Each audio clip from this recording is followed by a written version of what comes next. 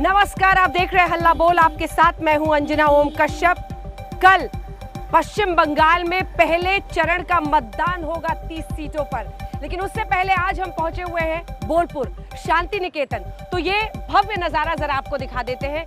ये वो कांच का मंदिर है जिसे खुद रविंद्रनाथ टैगोर, जी हाँ, गुरुदेव जिन्हें कहा जाता है, गुरुदेव ने ये मंदिर खुद यहाँ पर बनवाया था जब वो 1901 के बाद यहाँ शांति निकेतन पहुंच गए थे। विश्व भारती विश्वविद्यालय की उन्होंने स्थापना की थी। और ये मंदिर की खासियत आप देखकर समझ गए होंगे, कांच, और उसमें भी रंगीन कांच से इस पूरे मंदिर को उन्होंने उस वक्त बनवाया था। एक तरह से अगर इस पूरे इलाके को आप देखें तो शांति निकेतन इसका नाम रखा गया है। पश्चिम बंगाल की जो समृद्ध संस्कृति है, साहित्य है, उस सब का आप कह सकते हैं सबसे बड़ा केंद्र यही शांति निकेतन है। लेकिन आइए इस शांति निकेतन से अब आज की राजनीति पर पहुंच जाते हैं, क्योंकि कल 30 सीटों पर वोटिंग होनी है और उससे पहले धर्म युद्ध बना दिया है ममता बनर्जी ने। जी हाँ, आज अपने चुनावी प्रचार में वो कहीं मंत्रोच्चार कर रही थी तो कहीं पर कलमा पढ़ रही थी। क्या हो रहा है ऐसा कि ऐसे आखिरी वक्त पर ममता दी ये सब कर रही हैं? सवाल यह है कि इन 30 सीटों पर 2016 के चुनावों में तो 27 सीटों पर वर्चस्व रहा था टीएमसी का, लेकिन 2019 के लोकसभा चुनावों ने बाजी खराब कर दी थी टीएमसी के लिए। कहीं इसी वजह से ये मंत्रोच्चार, ये कलमा तो नहीं? ये रिपोर्ट देखिए, फिर आपका परिचय उन खास मेहमानों से जो हमारे साथ चर्चा में शामिल होंगे। देखिए, आपका घड़ा भर चुका है। बंगाल में पहले चरण का काउंटडाउन शुरू हो चुका है। रात गुजरते ही फैसला वोटरों के हाथ में होगा। 10 साल से सत्ता पर काबिज इस बार भी बंगाल में दीदी पूरे दमखम के साथ चुनाव लड़ रही हैं। तो बीजेपी ने जैसे अब की बार ठाना है कि बंगाल में ममता बनर्जी से पूरे जोर शोर के साथ टकराना है। तो मैं दीदी चाचे आशोल परिवर्तन अच्छे। अभी तक दीदी व्हील चेयर पर घूम घूम कर बंगाल की जनता के बीच बीजेपी को बदनाम कर रही थी। लेकिन अब पहले दौर से ठीक पहले ममता ने बीजेपी पर दंगे भड़काने का आरोप लगाकर माहौल को गर्मा दिया है। तो बोलते तृणमूल कांग्रेस सब चोर, आमी चोर, आमी डाकात, आमी खुनी, आमी মানুষকে জীবন দিয়ে ভালোবাসি, আর তুমি খুনিদের রাজা, খুনিদের জমিদার, ডাকাতদের জমিদার। इससे पहले भी ममता बनर्जी ने दक्षिण 24 परगना के पाथर प्रतिमा की रैली में पीएम मोदी का नाम लिए बिना ऐसा बयान दिया कि बीजेपी आग बबूला हो गई। बीजेपी के चाइना भूले গেছেন দিল্লির দাঙ্গা, ভুলে গেছেন নরেন্দ্র মোদীর গুজরাটের দাঙ্গা, ভুলে গেছেন হদল কুতকুতের গুজরাটের দাঙ্গা, ভুলে গেছেন উত্তরপ্রদেশের দাঙ্গা, ভুলে গেছেন এনআরসির দাঙ্গা, ভুলেছেন এনপিআর এর দাঙ্গা। এমন করে খেলতে হবে যে বিজেপিকে বোল্ড আউট করে মাঠের বাইরে বের করে দিতে হবে। कि माननीय मुख्यमंत्री एक्चुअली उनका थोड़ा उम्र भी हो गया है, उनको अभी मालूम नहीं चल रहा है, क्योंकि उनको पता चल गया है कि वो अभी उन पावर में वो नहीं आएंगे, सीएम नहीं बन पाएंगे, तो इसलिए उनका थोड़ा दिमागी संतुलन ठीक नहीं है। और जो भाषा में वो आजकल बात करती है, आजकल नहीं, पूरा 10 साल में ही बात करते रहे हैं, बहुत ही शर्मिंदगी की बात है। और जो बात वो बोल रही है उनका क्या बेसिस है? संतरास और खून के राजनीति तो टीएमसी सरकार ने चालू किए हैं। ये 10 साल में हमारा 140 कार्यकर्ता को मार दिया गया है, जुडिशियल कस्टडी में, पुलिस कस्टडी में, ऐसे भी मार दिया गया, पैर से झुला दिया गया और बोला है सुसाइड। ममता बनर्जी को भी इस बार लग रहा है कि बीजेपी से टक्कर आसान नहीं, क्योंकि कल 5 जिलों की 30 सीटों पर मतदान है। ऐसे में ममता बनर्जी अपने अतीत को कायम रखने के लिए साम दाम दंड भेद की राजनीति कर रही है। 2016 में इन 30 सीटों में से टीएमसी ने 27 सीटें जीती थी, जबकि कांग्रेस ने 2 सीटें जीती थी। वहीं आरएसपी को 1 सीट मिली थी। बीजेपी और लेफ्ट का खाता भी नहीं खुला था। लेकिन ममता जानती है कि इस बार का चुनाव अलग है, जमीनी हालात भी बदले हैं। उनका मुकाबला 2016 वाली बीजेपी से नहीं है, बल्कि 2019 के लोकसभा चुनाव में बंगाल की आधी सीटों पर कब्जा जमाने वाली बीजेपी से। पहले चरण में पश्चिम मिदनापुर, पूर्वी मिदनापुर, झारग्राम, पुरुलिया और बांकुड़ा में मतदान हो रहा है। 4 जिले पूर्वी मिदनापुर, झारग्राम, पुरुलिया और बांकुड़ा जंगल महल क्षेत्र में आते हैं। 2019 के लोकसभा चुनाव में बीजेपी ने इसी जंगल महल इलाके की 8 सीटों में से 5 सीटों पर कब्जा जमाया था। बीजेपी को 2019 के लोकसभा चुनावों में इन इलाकों में सबसे ज्यादा 47% वोट मिले थे। इस दफा के चुनाव में बीजेपी ने पूरी ताकत झोंकी है। भारत माता की। खुद पीएम मोदी से लेकर गृह मंत्री अमित शाह, रक्षा मंत्री राजनाथ सिंह और बीजेपी अध्यक्ष जेपी नड्डा और बीजेपी के स्टार कैंपेनर कहे जाने वाले यूपी के सीएम योगी आदित्यनाथ ने बंगाल में धुआंधार प्रचार किया है और पहले चरण में वोटरों की उंगली ईवीएम में किसके निशान पर दबती है, इसका पता 2 मई को चलेगा। आज तक शांति और साहित्य की स्थली शांति निकेतन से आज आप हल्ला बोल का ये स्पेशल एपिसोड देख रहे हैं, जहां पर उपासना मंदिर है जिसे खुद गुरुदेव रविंद्रनाथ टैगोर ने बनवाया था। आपका परिचय उन खास मेहमानों से कराते हैं जो हमारे साथ आज चर्चा में शामिल हो रहे हैं। सौरभ सिकदर हमारे साथ भारतीय जनता पार्टी के नेता जुड़ गए हैं, मानव जायसवाल टीएमसी का पक्ष रखेंगे हमारे साथ, शुद्धो बैनर्जी प्रवक्ता कांग्रेस पार्टी के जुड़ गए हैं और संगीत रागी पॉलिटिकल एनालिस्ट के तौर पर संघ के जानकार हमारे साथ जुड़ रहे हैं। सौरभ सिकदर जी, आपके पास मैं आना चाहती हूँ। ममता बनर्जी कह रही हैं सर्व धर्म संभाव, उन्होंने मंत्रोच्चार भी किया और फिर कलमा भी पढ़ा। ये मुस्लिम तुष्टीकरण का, कल देखिए वोटिंग होनी है 30 सीटों पर, आज ममता बनर्जी सर्वधर्म संभाव का संदेश दे रही हैं और आप उन पर मुस्लिम तुष्टीकरण का आरोप लगाते हैं। सिकदर साहब, नहीं, ये तो अच्छा है अंजना जी के ममता बनर्जी जी अभी कलमा पढ़ने के साथ साथ माँ चंडी को भी याद कर लेते हैं, माँ दुर्गा को भी याद कर लेते हैं। ये तो अच्छा है, भगवान उसको शुभ बुद्धि दे। लेकिन अंजना जी, आप जहाँ खड़े होके आज ये शो कर रहे हैं गुरुदेव का शांति निकेतन, आजकल शांति निकेतन बोलने से बंगाल के आम जनता एक शांति निकेतन के बाद और करता है। जो हरीश मुखर्जी रोड में भाईपो ने एक शांति निकेतन बनाया आम आदमी के पैसा से, सिंडिकेट का पैसा से, तुलाबाजी का पैसा से, तो लोग कलकत्ता आता है। दुर्भाग्य है कि वो शांति निकेतन भी एक बार देख के जाता है कि लोगों के पैसा से भाईपो ने कितना बड़ा महल वहां पे बनाया। तो गुरुदेव का नाम यहाँ पे भी खराब हो रहा है अंजना जी। और बाकी जहाँ रहा धर्म के बाद, तो उनका धर्म में मति हो, उनको धर्म का बुद्धि हो और जो है वो सर्व धर्म को निभा पाए। बंगाल में दुर्गा पूजा क्यों बंद कर देते थे? बंगाल में सरस्वती पूजा क्यों बंद कर देते थे? अगर सर्व धर्म की बात करते हैं तो सारे धर्मों को उसको एक साथ देखना चाहिए था। वो तो बंगाल के चीफ मिनिस्टर थे, तृणमूल कांग्रेस का चीफ मिनिस्टर नहीं थे। उनको नहीं कहना चाहिए था जो गाय दूध देता है मैं उसका लात खाने के लिए तैयार हूँ। उसका मंत्री जब बोलता है इंडिया में मिनी पाकिस्तान है, उसका भी खंडन करना चाहिए था। इसीलिए ये सर्वधर्म का ढोल अभी इलेक्शन से पहले करके कोई फायदा नहीं। ठीक है, जायसवाल जी जवाब देंगे। जायसवाल जी जवाब दीजिए और जरा ये बताइए, जो सवाल मैं बीते दिन भी कर रही थी, मतलब रोज एक कदम और आगे, क्या जायसवाल साहब अब धर्म और धर्म के इर्द गिर्द ही पूरी राजनीति सिमट गई है? क्योंकि चुनाव कल होना है, कल वोटिंग होनी है पहले दौर की 30 सीटों पर, उसके एक दिन पहले क्या अर्थ है ये सब करने का? क्योंकि अभी तक आप लोग कहते थे कि सांप्रदायिक है बीजेपी, वो जय श्री राम बोलते हैं, अब आप लोग भी यही सब करेंगे तो फिर तो मतलब सड़क, बिजली, पानी, नौकरी, शिक्षा, अस्पताल सब भूल जाइए, सब कोई चंडी पाठ और कलमा, इसी से विकास होगा। नमस्कार अंजना जी, जय गुरुदेव। आपको गुरुदेव की धरती से आप बात कर रही हैं और मैं सभी पैनलिस्ट को नमस्कार करता हूं। और जहां तक हमारे भाई साहब सौरभ जी का सवाल है, उन्होंने तो सिर्फ धर्म का उल्लेख किया और शांति निकेतन का बड़ा सुंदर उल्लेख किया उन्होंने।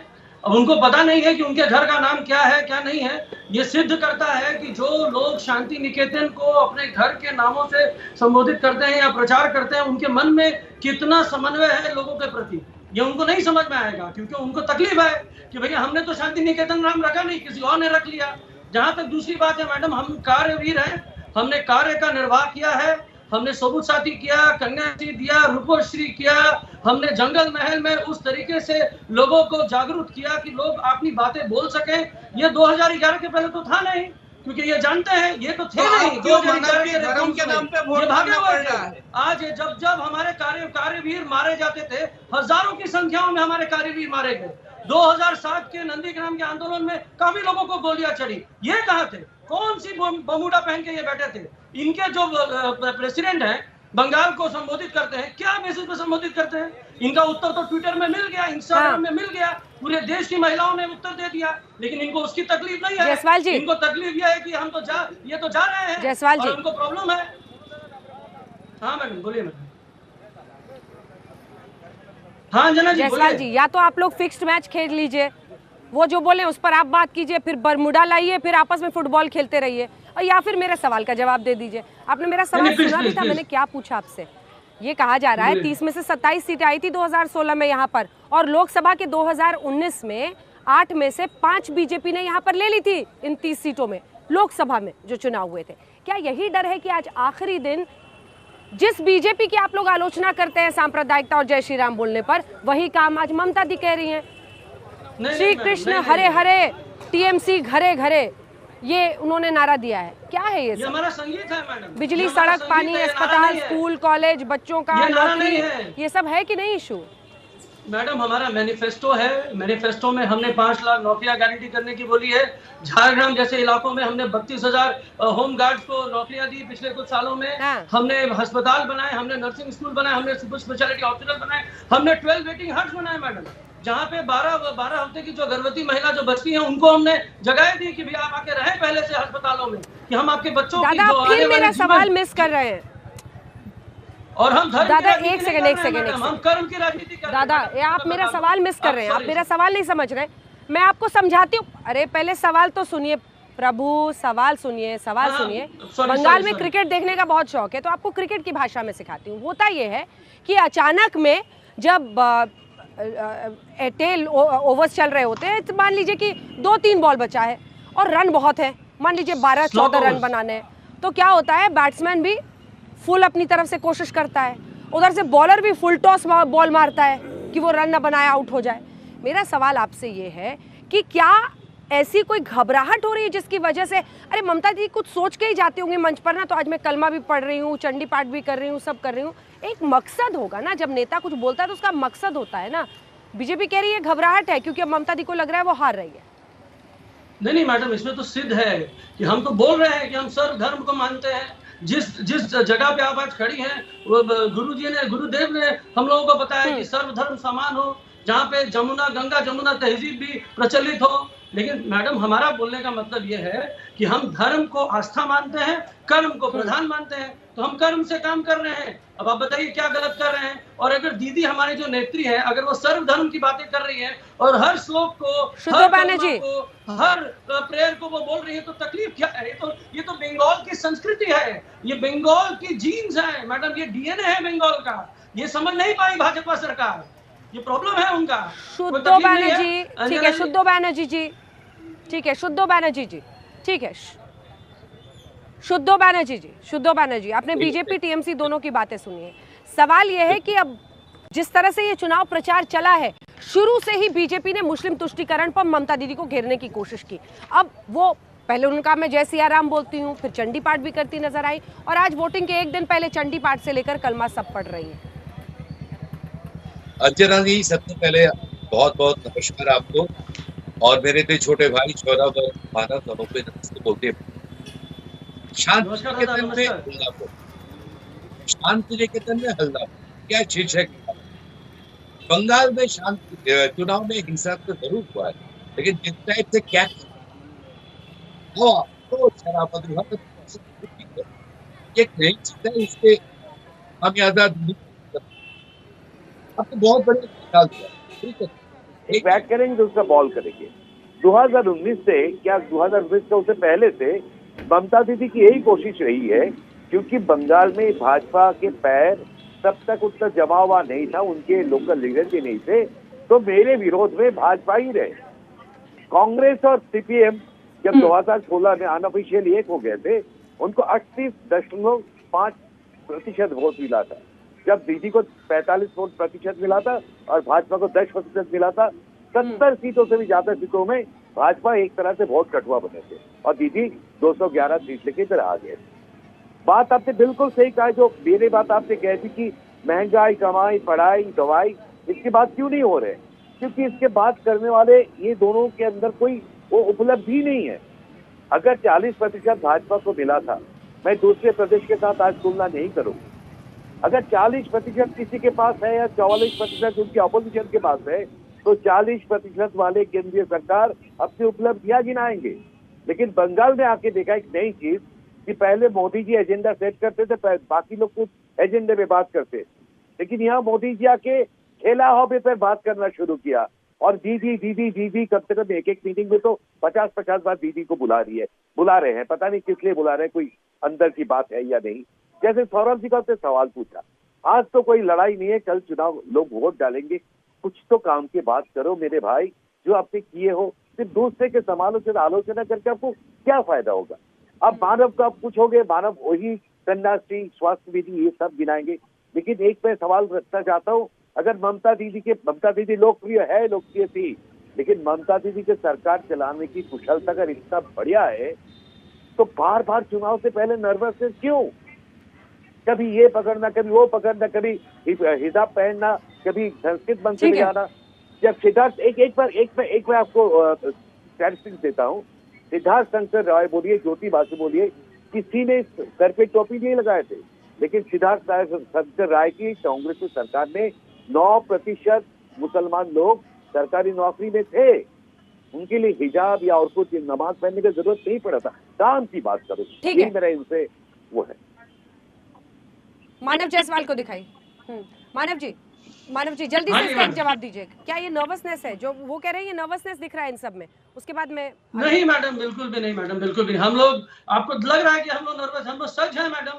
इतनी बड़ी फौज आके खड़ी है दिल्ली की, हम दिल्ली के सामने कभी झुके नहीं, बंगाल कभी झुकेगा नहीं, और हम लोग तो सच है, हम लोग को कोई तकलीफ नहीं। हमने कार्य किया है, हर घर हर गृहिणी हमारे साथ है, और सबसे बड़ी बात है कि जीडीपी हमारे साथ है।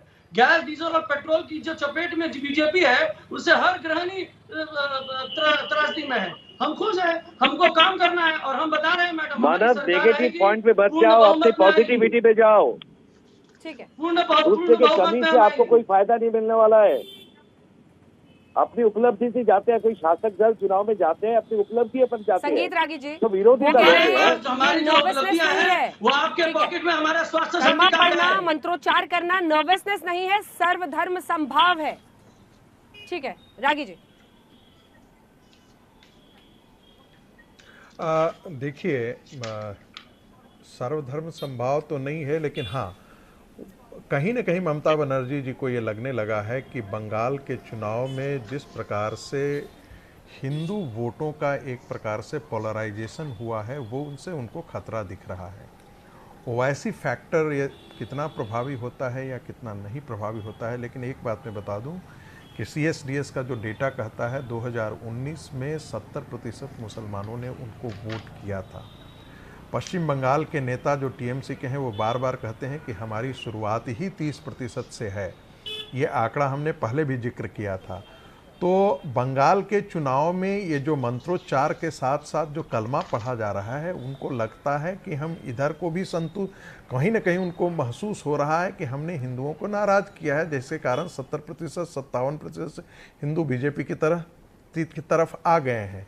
तो ये कहीं ना कहीं ये बैलेंसिंग एक्ट है। इस बैलेंसिंग एक्ट का उनको कितना फ़ायदा मिलता है? एक कहा जाता है कि सब कुछ लुटा के होश में आए तो क्या हुआ। जिस प्रकार से 6 साल, पिछले 10 साल की बंगाल में राजनीति हुई है, माइग्रेशन की पॉलिटिक्स को मार्जिनल नेशन करके एक पुस्तक आई है बंगाल पर, 1999 में भी आई थी, प्रफुल्ल चक्रवर्ती की किताब है, उनके रिसर्च हैं। सब कोई कहता है कि बंगाल में बांग्लादेश से जो भी बंगाल में रेजिडेंट्स आए हैं वो 98%, फिर मैं जोर दे करके कह रहा हूँ ये स्टैटिस्टिक्स, 98% बांग्लादेशी हैं। और ममता बनर्जी कहती हैं कि पश्चिम बंगाल के अंदर कोई भी व्यक्ति बांग्लादेश से आया हुआ हो वो भारत का नागरिक है। भारत की नागरिकता देने के सवाल पर ये एक समय वो संसद के अंदर तोड़फोड़ मचा रही थी।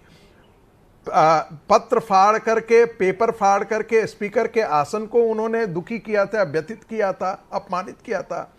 और अब वही चूंकि उनका एक वोट सॉलिड वोट बैंक बन गया है, तो अब वो कलमा उनके लिए पढ़ी। तो ये कोई नहीं मानेगा कि वो सेकुलर और क्या जल्दी से इस ब्रेक के पहले ध्यान में रख करके ऐसा कर रही हैं, वोटों का गणित कर रही हैं कि वोटों के गणित में संतुलन किधर बैठता है। ठीक है, पहले सवाल सुनिए।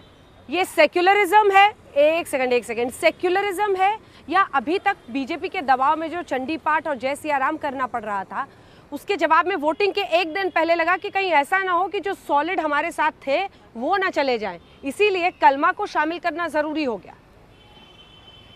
हाँ देखिए, बिल्कुल मैं एकदम आपके साथ सहमत हूँ कि आप चंडी पाठ और इसका ढोंग करते करते इनको लगा ये इतना इनसिक्योर्ड है, इनका बॉडी लैंग्वेज से लग रहा है कि हार गए, और क्योंकि लोगों का समर्थन नहीं है, she is losing her temper, अपना मिजाज खो रहे हैं और काली गलत तक में आ गए हैं, और उसको लग रहा है कि भाई हमारा जो जिसको हम दूध देने वाली गाय कहते हैं वो हमको ना छोड़ के चले जाए, इसीलिए आज दोनों को खुश करने का प्रयास कर रहे हैं। अगर 10 साल काम करते, मुख्यमंत्री का भूमिका निभाते, तो आज इलेक्शन से एक दिन पहले ये ढोंग करने का जरूरत है। मैडम हमने कार्य का निर्वाह किया मैडम। जी, इसका जवाब तो मैं मानव जायसवाल से लेना चाहिए। जायसवाल साहब, आ रही हूँ, एक ब्रेक के बाद लौट रही हूँ।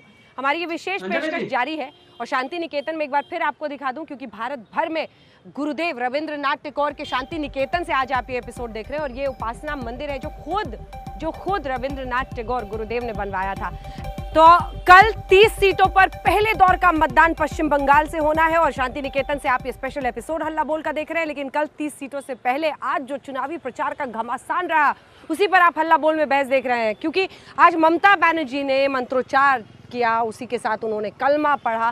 सर्वधर्म संभाव, मजबूरी या फिर वाकई सेक्युलरिज्म का चेहरा? जल्दी से इस पर मानव जायसवाल आप जवाब दीजिए, जो सवाल हमने ब्रेक के पहले पूछा था कि क्या है ये एक साथ ये करना ऐसे वक्त पर क्यों जरूरी, क्योंकि एक लंबे टाइम तक बीजेपी के दबाव में चंडी पाठ, जय सिया राम, ये सब कुछ होते होते कहीं ऐसा तो लगा कि हमारे साथ जो थे वो भी न छिटक जाएं, बढ़ जाए? मैडम मैं सबसे पहली बात आपको बताना चाहता हूं कि दीदी चंडी पाठ बहुत सालों से करती हैं, मेरे जन्म से पहले से वो करती हैं।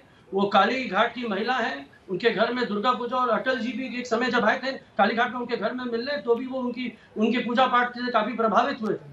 ठीक है, एक सवाल है मैडम, हमारा बंगाल है, हमारा कल्चर है। जायसवाल जी, एक सवाल है, क्या 2016 में एक मेरा सवाल सुनिए सर, एक सेकंड, क्या 2016 के चुनाव में किसी भी चुनावी मंच से चंडी पाठ किया था ममता बनर्जी ने?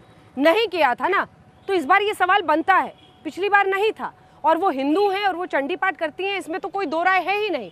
बात चुनावी मंच की है, चुनावी मंच के इस्तेमाल की है, उस पर जवाब दीजिए। नहीं मैडम, एक्चुअली क्या है कि 2016 हो या 2014 हो, देश ने कभी भी किसी प्रधानमंत्री को केदारनाथ में जाके मौन व्रत धारण करते हुए इलेक्शन के दिनों में नहीं देखा था।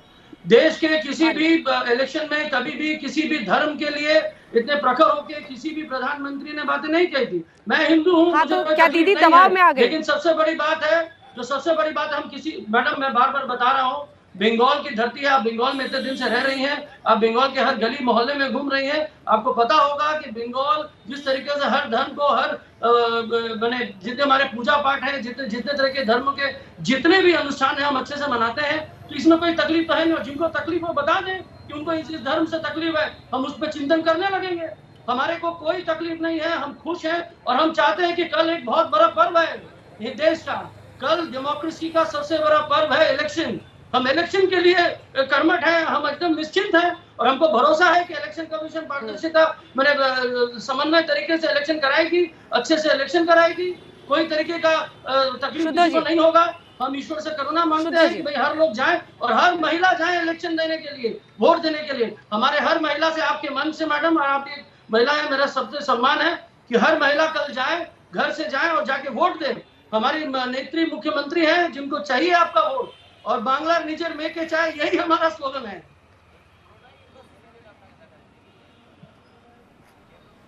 शुद्ध जी जल्दी से एक रिस्पॉन्स। बिल्कुल आपने बहुत सटीक सवाल किया है कि पहले 2016 में तो करने की जरूरत नहीं पड़ी थी, तब तो हिजाब पहन रही थी, इस बार ये क्यों कर रही है? प्रॉब्लम यही पे है। हिजाब वाली बातें ना करें, उस दिन हिजाब वाले दिन भी दीदी ने वो पढ़ा था, पाठ पढ़ा, क्या बात कर रहे हैं? हिजाब की नहीं करें, ऐसी बातें ना करें भाई। पूरा वीडियो चला है सर, एक वीडियो क्यों चला रहे, एक सेक्शन भाई बोलो मैं बोलो सर, सच बोलिए सर। यहीं पे अरे भाई चुप रहो ना यार, मैं तुम्हें तुम बोलने का हक क्यों छीन रहे हो? तभी तो 2018 के चुनाव के बाद, पंचायत चुनाव के बाद 19 पूरा कर लेने दीजिए, मैं आपसे जवाब ले लूंगी, उनको पूरा कर लेने दीजिए। अंजना जी, उनको पूरा कर लेने दीजिए प्लीज। वरिष्ठ पत्रकार जैसे सटीक सवाल उठाते हैं, ये इनकी राजनीति की प्रॉब्लम है। आप देख लेना, भाजपा से नजदीकी जिस दिन में दिखा है जैसे ममता जी ने उनको हाथ पकड़ के यहाँ पे लाए हैं। आप नीतीश कुमार को देखिए, उनकी छाती में बैठ के नीतीश कुमार के दोनों हाथ काट लिए, नीतीश कुमार फिर भी मजबूर है। ममता जी भाजपा के वो सांप्रदायिक राजनीति में खेलने के लिए मजबूर है। अकालियों का हालत देखिए, तो भाजपा की एक बात रही है, स्वभाव रही है, जैसे जिस थाली में खाएंगे उसी थाली में छेद करेंगे। ये दोस्त बन गए, आएंगे फिर दुश्मनी करेंगे। तभी इनके साथ इनके स्वभाव हम आजादी से पहले हमें पता लग गया था कि आप ये ममता जी पर आरोप लगा रही है, तो नेहरू जी से भी आरोप लगा रहे थे, उनसे पहले भी किसी इनका राजनीति आरोप लगा रहा।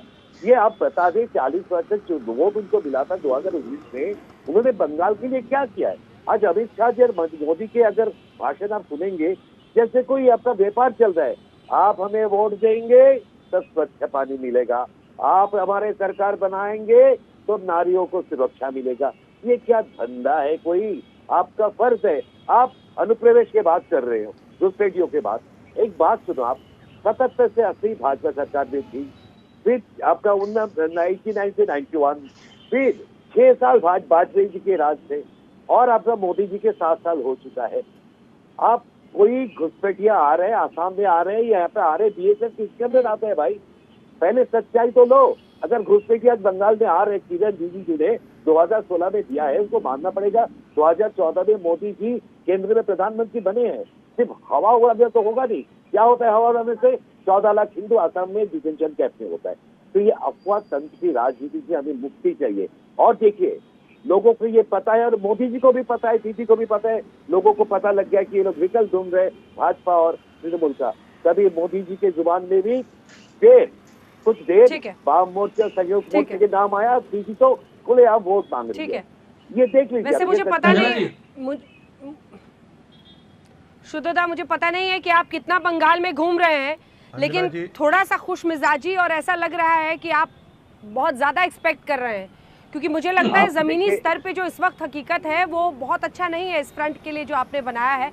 लेकिन चलिए, अब तो कल से वोटिंग शुरू होनी है सर, और फिर 2 मई का इंतजार है। एक सवाल रागी जी मैं आपसे करना चाहती हूँ, जब शुरू ठीक है जल्दी से संगीत रागी, एक सवाल है आपसे, और वो ये है कि जब चुनाव शुरू हुए थे, राजनीतिक हिंसा लगा था कि एक ऐसा मुद्दा है जिस पर बीजेपी बहुत अग्रसर होकर सबसे ज्यादा बोल रही थी। फिर विकास को लेकर कि कैसे पिछड़ा रह गया, बंगाल को और आगे ले जाना है। कोलकाता एक वक्त पर दिल्ली मुंबई से भी ज्यादा लोग आते थे रोजगार के लिए, कोलकाता हावड़ा कई राज्यों से।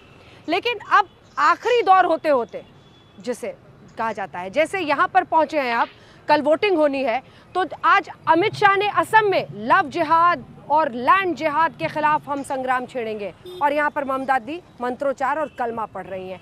कुल मिलाकर क्या तमाम राजनीतिक पार्टियों को अब लगता है कि रिलीजियस आइडेंटिटी, धर्म और धार्मिक पहचान ही वोटर का वोट तय करता है?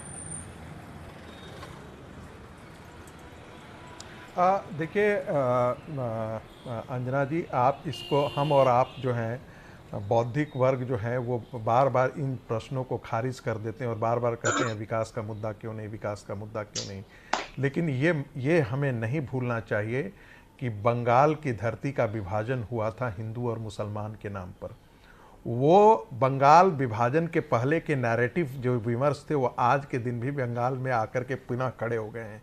नहीं तो मालदा और वसीरहाट नहीं होते, पश्चिमी वर्धमान जिले में दंगे नहीं हुए करते, वो सारी मुद्दे आकर के वहीं आकर के फिर खड़े हो गए हैं। ऐसा क्या कारण है कि जो 30% हिंदू जो था वो 2014 में जो भारतीय जनता पार्टी को भेज रहा था, 36% एकाएक उछाल के साथ भारतीय जनता पार्टी के साथ खड़ा हो गया है। और ऐसा क्या था जो 30% मुसलमान, 40% मुसलमान जो ममता बनर्जी को वोट दे रही थी 2014 के चुनाव में, 2019 के चुनाव में 70% मुसलमानों का प्रतिशत जो है वो लेफ्ट से खिसक करके, कांग्रेस से खिसक करके यहां पर आ गए। कहीं न कहीं बंगाल में वो हिंदुओं को एक अपना डर है, हम उसे खारिज नहीं करेंगे, क्योंकि जिस दिन मुसलमानों की जनसंख्या बढ़ेगी एक राजनीतिक विमर्श, एक सांस्कृतिक विमर्श बदल रहा है। कभी किसी ने बंगाल की धरती पर सोचा था क्या कि दुर्गा माँ की प्रतिमा विसर्जन करने के लिए उनको समय, उन लोगों से, मुसलमानों से समय तय करके तय करना पड़ेगा? तो ये विमर्श कहाँ से बदला है? नहीं सुन लीजिए, नहीं डर है नहीं, इसको ऐसा मत कीजिए प्लीज, ऐसा मत बोलिए। 800 साल अंजना दी, अंजना जी, 800 साल का इतिहास इस बात का गवाह है कि भारत के अंदर मंदिर तोड़े गए हैं। ये 800 साल का इतिहास गवाह है कि हमारी सांस्कृतिक धरोहरों को ध्वस्त किया गया है। इसलिए बंगाल का हिंदू यदि इस पर विचार करता है कि यदि मुस्लिम जनसंख्या बढ़ती है और 98% बांग्लादेशी आकर के यहाँ बस जाते हैं तो कल बंगाल की सांस्कृतिक विरासत का क्या होगा? ये सवाल आप हिंदू मुसलमान करके ऐसे खारिज नहीं कर सकते हैं। इस देश का विभाजन इस आधार पर हुआ है, पश्चिम बंगाल का विभाजन इस आधार पर हुआ था। क्या कारण है? यदि यही बांग्ला एक हिस्सा हुआ होता तो आज जो पूर्वी बांग्लादेश है वो भारत का हिस्सा क्यों नहीं है? विभाजन क्यों हो गया? मैं बंगाल के लोगों से यही बंगाल के टीएमसी के समर्थकों से ये पूछना चाहता हूँ, ये सवाल क्यों नहीं पूछ रहे हैं? सवाल पूछने और अर्जुन कृष्ण ने कहा था अर्जुन से कि कर्म का निर्वाह डरने की आवश्यकता नहीं है, आपको चिंतन करने की आवश्यकता है, आपको चिंतन करने की आवश्यकता है। आप कहीं के नहीं रहेंगे, आप कहीं के लिए नहीं रहेंगे। कश्मीर के पंडित भी यही कहा करते थे, कश्मीर के पंडित भी यही कहा करते थे। आज उनकी हालत क्या हो गई है?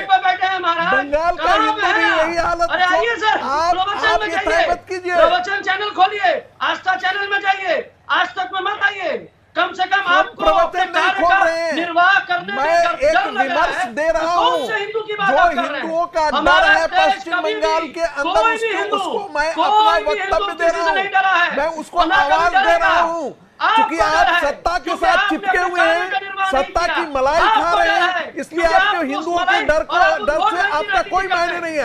आपका सिर्फ ये है कि मुसलमानों का वोट किया जाए, ममता बनर्जी सत्ता में आ जाए। ये आप जयचंद की भूमिका में आकर के खड़े हैं, आप जयचंद की भूमिका में आकर के खड़े हैं।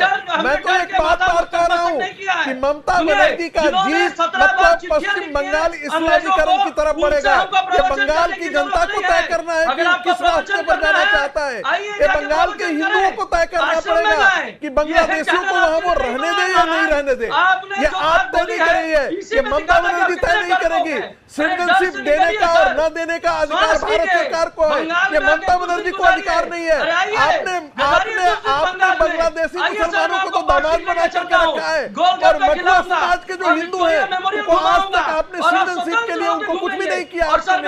क्यों नहीं किया? कांग्रेस पार्टी ने क्यों नहीं किया? तृणमूल कांग्रेस थी, उसके लिए क्यों नहीं अभियान चलाया? आज आप उनके लिए बात करते हैं, राम राज्य की बात करते हैं, राम मंदिर की बात करते हैं, और हथरास आपके पास होता है। राम राज्य तभी हो सकता है जब रावणों का विध्वंस होगा। राम राज्य तभी होगा जब असुरों का विध्वंस होगा। राम राज्य तभी होगा जब मलेच्छों का प्रतिकार होगा। जब तक मलेच्छ का प्रतिकार नहीं होता है, रावणी और आसुरी वृत्ति की हत्या नहीं होती है, जायसवाल जी, तब तक राम राज्य नहीं हो सकता। जायसवाल जी, क्योंकि डर है आपके मन में। जायसवाल जी, एक सेकंड, एक साथ मत बोलिए। जायसवाल जी, आप उनको तो ज्ञान दे रहे हैं, एक सेकंड, आप उनको तो ज्ञान दे रहे हैं, लेकिन जायसवाल जी मंत्रोच्चार और कलमा भी तो धार्मिक चैनलों पर करने का काम है ना, उस पर उसको मंच पर करने की क्या जरूरत है? मंत्रोच्चार और कलमा भी तो धार्मिक चैनल का काम है। अभी आप उनको कह रहे थे धार्मिक चैनल पे चाहिए, आस्था चैनल पे चाहिए।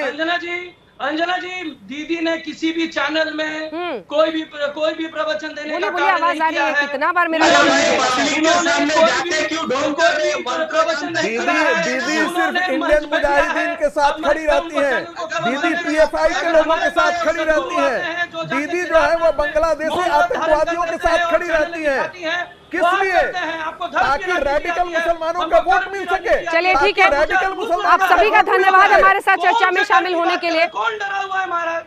ठीक है, आप सभी का बहुत धन्यवाद हमारे साथ चर्चा में शामिल होने के लिए। पहले दौर का मतदान पश्चिम बंगाल में होने वाला है, 30 सीटों पर वोटिंग होने वाली है, और उससे पहले जो चुनावी घमासान आज छिड़ा है प्रचार के दौरान, उसी पर आप देख रहे थे हल्ला बोल। एक तरफ ममता बनर्जी ने आज चंडी पाठ और उसी के साथ कलमा भी पढ़ा। जी हाँ, मंत्रोच्चार और कलमा की जरूरत वोटिंग के एक दिन पहले आखिर क्यों? मजबूरी या फिर सेक्युलरिज्म? इसी पर आप देख रहे थे चर्चा। देखते रहिए आज तक। नमस्कार, मैं हूं अंजना ओम कश्यप। हमें उम्मीद है ये वीडियो आपको पसंद आया होगा।